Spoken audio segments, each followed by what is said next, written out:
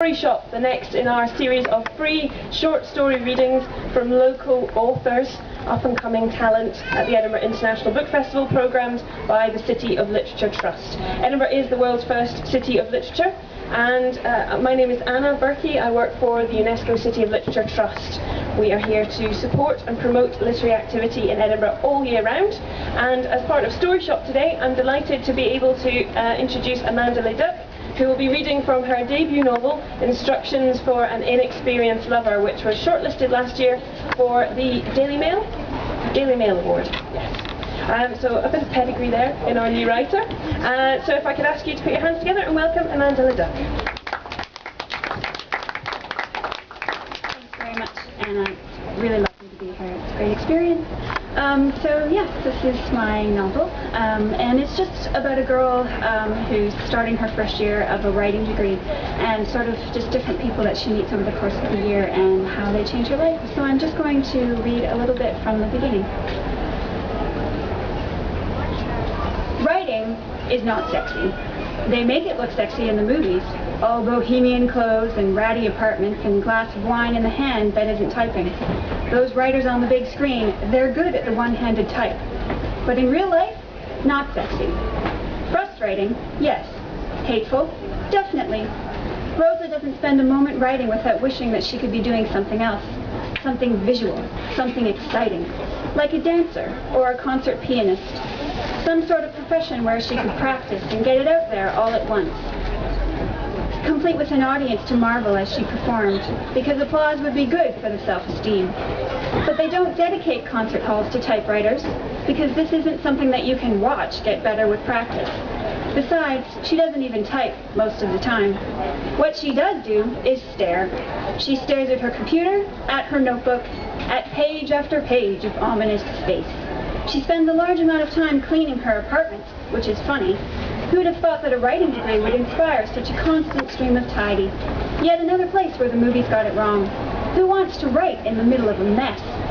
So instead of novels, she has a clean apartment, food in her fridge, because time at the grocery store is time away from the computer, and a social life that's next to non-existent, because she needs to have her evenings free to write.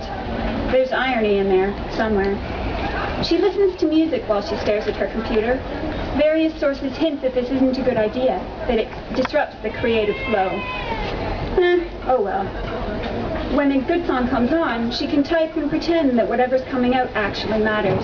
It's the soundtrack to her own film, miniseries, whatever. The Rosa Show.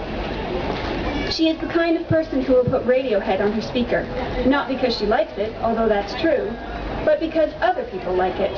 So that must mean something, right? When they come into her space and Radiohead is playing, that says something about her, doesn't it? Even if the writing isn't that great. Rosa Delacroix grew up in Ontario and now makes her home in British Columbia. Blank is her first novel. She is currently at work on Blank, a collection of short stories, and Blank, a poetry anthology. She is an avid Radiohead fan, and when not writing, can be found burrowed in her apartment, reading books and thinking about James. This is where Rosa's novel will begin, if and when she decides to write it. The day after high school graduation, when James took her into the supply closet. She will start with these things: the smell of unused books, the slide of her shoes on the smooth tile floor, the weight of an empty duffel bag in her hands, the smile on James's face as he turned to face her, and the sound of his voice as he spoke the words. Here you go, Rosa. Take anything you want.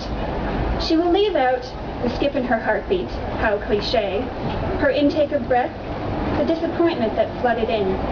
Instead, she will describe the elation that came next, the feel of each book as it slipped from her fingers into the bag, the library that passed into her keeping with every thud of book against floor. Sorry, shaking a little bit.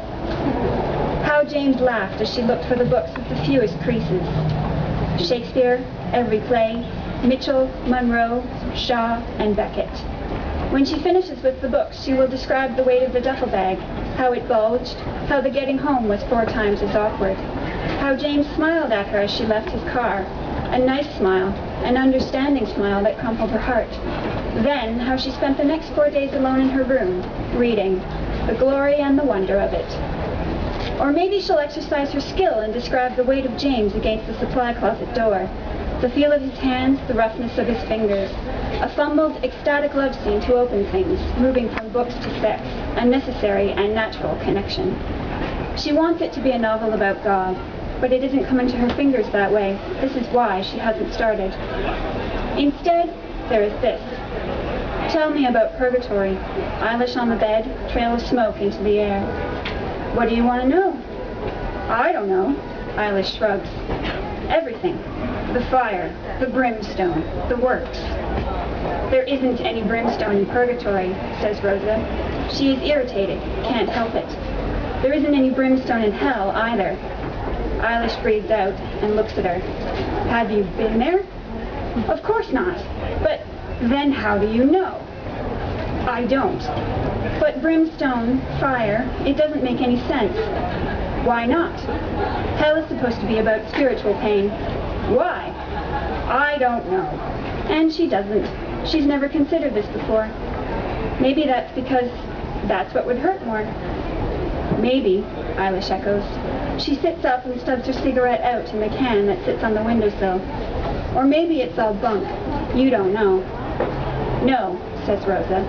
She reaches a hand up and traces the scar on Eilish's arm. No, I don't. Thank you.